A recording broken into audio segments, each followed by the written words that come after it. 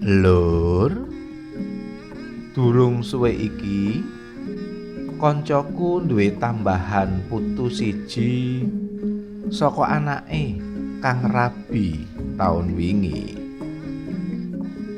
Ebo bungahe ngati lan banjur sujud syukur marang Gusti nalika dheweke dikabari yen Gusti maringi berkah awujud jabang bayi.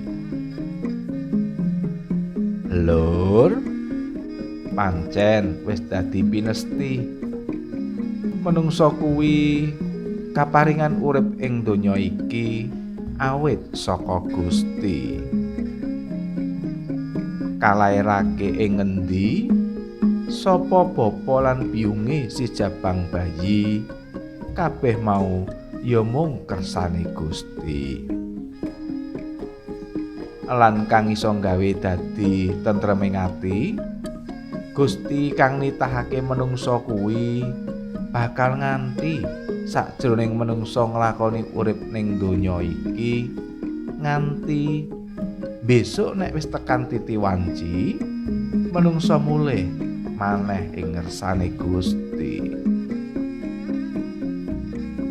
Lur, katekno tetembungan Jawa natas nitis netes kang ateges saka Gusti awake dhewe ana karo Gusti awake dhewe urip ning donya mulih marang Gusti awake dhewe bakal rono.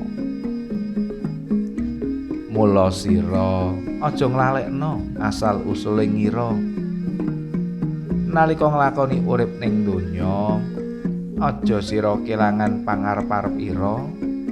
Elinga Gusti tansah nganti ing kabeh kahanan kang ana nganti besok wayahe mulih ing ngarsane Sang Maha Kuwasa. Sabdane Gusti uga wis ngelingno yen pangeran kuwi nunggil marang kita.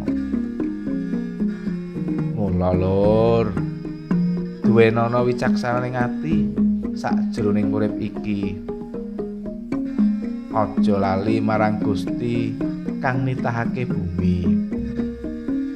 Eling natas nitis netes. Manungsa kuwi saka Gusti nglakoni urip karo Gusti lan bakale mulih menyang Gusti. Wis ya lur, aku pamit dhisik. Gusti berkahi.